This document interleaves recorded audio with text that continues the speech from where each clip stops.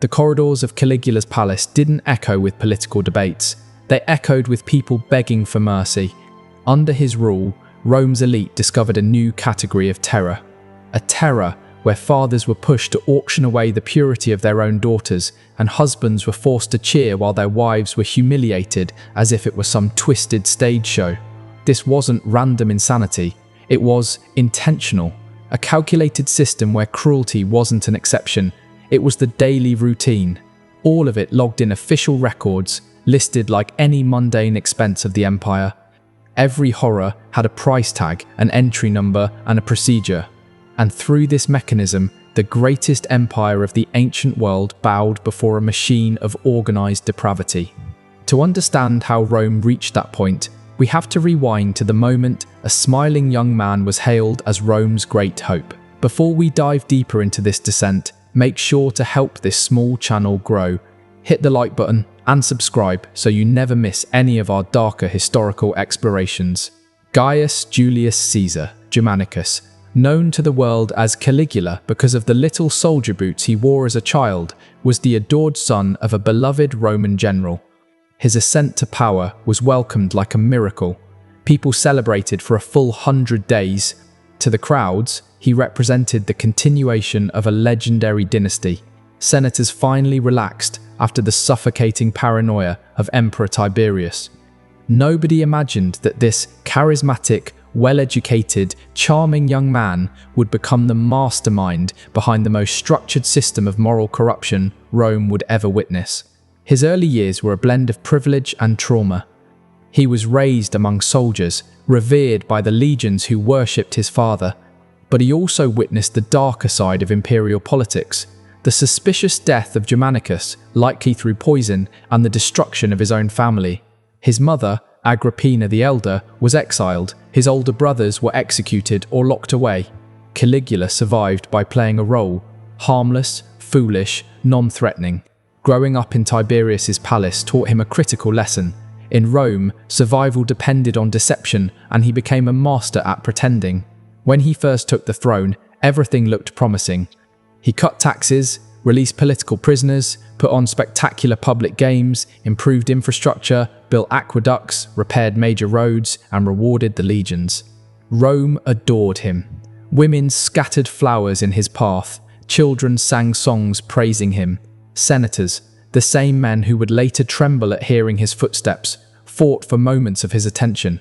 It felt like Rome's golden age had finally arrived after years trapped under Tiberius's fear-driven rule. The difference was astonishing.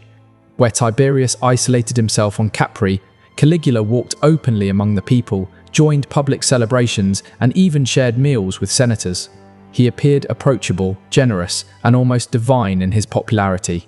The people sincerely believed the gods had finally granted them the ideal ruler. Then, everything changed. In the autumn of 37, a mysterious illness struck him down. He spent weeks on the brink of death. Court doctors documented fevers hotter than they thought a human could survive, violent convulsions that required multiple men to hold him still, and delirious episodes where he claimed he was speaking directly with Jupiter himself. Rome was paralyzed with fear. Priests sacrificed endlessly to the gods. Some citizens vowed their own lives if it meant saving the emperor. And when he finally opened his eyes, something fundamental inside him was different. The first sign was almost subtle. He commanded that every statue of every god in Rome should have its head replaced with his own likeness. After that, the shift became impossible to ignore. People say a person's body reveals the truth long before their words do, and Caligula's body, after that illness, told a story of something profoundly disturbing. His eyes, which were once lively and warm, turned hollow and predatory, the pupils unnaturally wide. He developed relentless insomnia, wandering the palace through the night, whispering to statues, speaking to the moon, and responding to unseen enemies. Servants often found him at dawn, naked in the palace gardens, covered in soil, claiming he had been planting Rome's destiny. But what he planted wasn't a future. It was the foundation for his descent into something much darker. It started within his own household, with his sisters Drusilla, Julia Livilla, and Agrippina the Younger. They were no longer just his family. They became the first victims of what would turn into a state policy. His fixation on Drusilla was the most extreme. He called her his Diana. He treated her as if she were his empress in public events, seating her in places reserved only for imperial wives. When Drusilla died in 38, Caligula spiraled into a frantic rage. He ordered an official mourning period so strict that laughter, bathing, and even family meals were forbidden. Anyone who displayed happiness was executed. But his grief wasn't love. It was the fury of someone who felt his ownership had been stolen by death itself. With Drusilla gone, his attention shifted to his remaining sisters and then to the daughters and wives of Rome's elite. This is where the system truly began. Caligula forced noblewomen to participate in acts with senators, while he observed from a specially crafted golden throne, taking notes on who seemed eager, who hesitated, and who simply tried to be polite.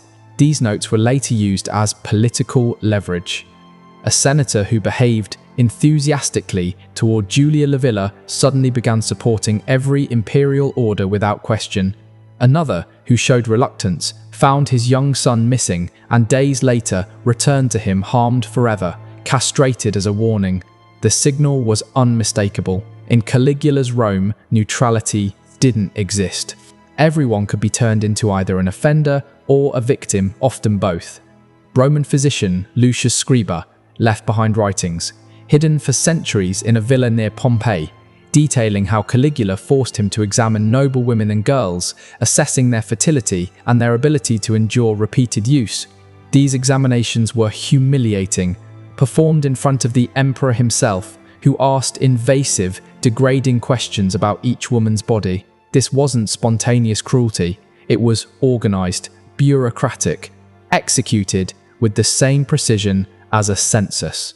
Rates and fees were standardized. Caligula had transformed personal depravity into a government structure, a machine designed to crush dignity, eliminate resistance, and turn Rome's nobility into obedient instruments of his power.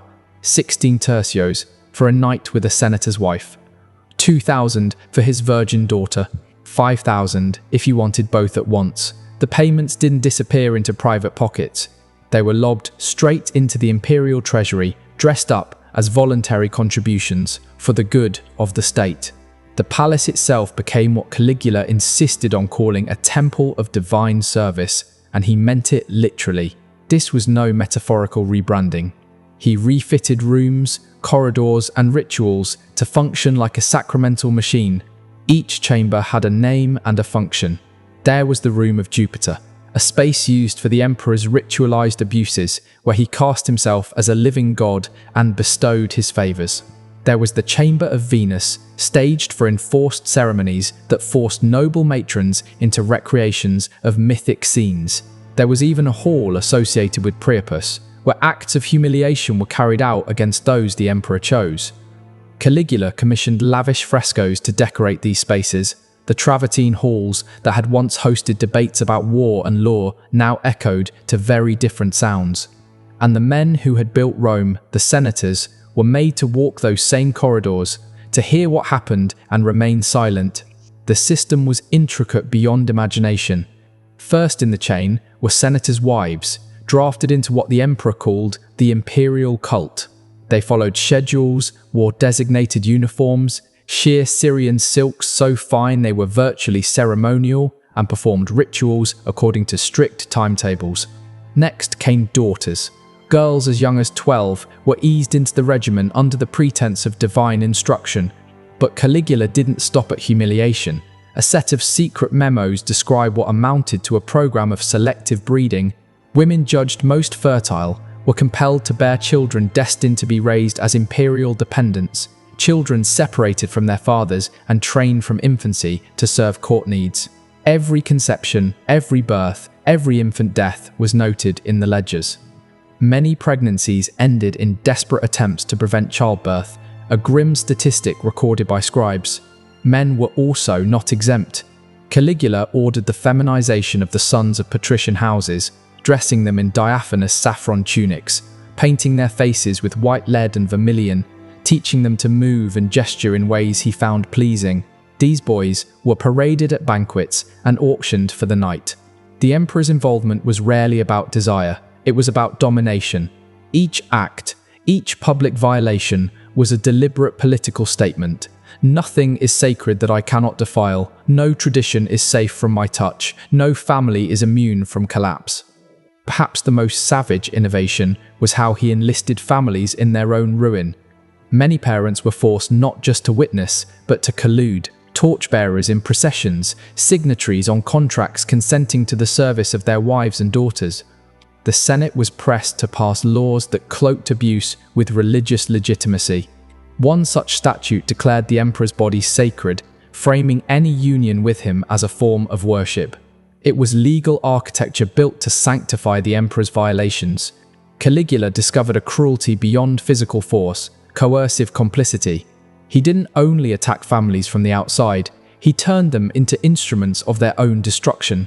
Senator Cornelius is a case in point. When summoned to hand over his wife Libya, he stood up in the Senate and refused. It was a public act of defiance, brave but fatal in its consequences. The next morning, Cornelius's 8-year-old son was discovered on the Senate steps, mutilated, alive, and bearing an unmistakable message carved into his flesh. The warning worked. That afternoon, Cornelius delivered Libya to the emperor. Months later, when she conceived by imperial decree, Cornelius was forced to recognize the child as the legitimate heir, abandoning any claims from his other offspring. Humiliation was made law. The Senate voted unanimously that any child of the emperor, of whatever origin, outranked sons born in lawful marriages. Running this apparatus required an administration that rivaled Rome's civil government. Hidden clerks kept meticulous registers in a sealed archive beneath the Palatine. Each file followed a template: victim's name, age, social rank, physical description, acts performed, duration, degree of apparent cooperation, resulting pregnancies, fees paid, physicians who examined the women, records of injury or illness, midwives present at forced births, guards who escorted them on set schedules, and accountants who tallied revenues. Yes, the emperor charged for these services, and the proceeds flowed into imperial coffers. Hundreds of people became cogs in this machine. There were prosecutors of propriety, caretakers of ritual clothing, official midwives, the scribes who wrote the lists, guards who enforced the timetables, and accountants who balanced the books. The dispersion of responsibility made it easier for individuals to avoid moral ownership. Nobody stood alone as the monster. Everyone could claim they were merely fulfilling a role.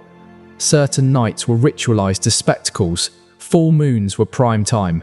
Caligula staged lunar fertility rites in a converted private amphitheatre, turning it into a staged pagan temple.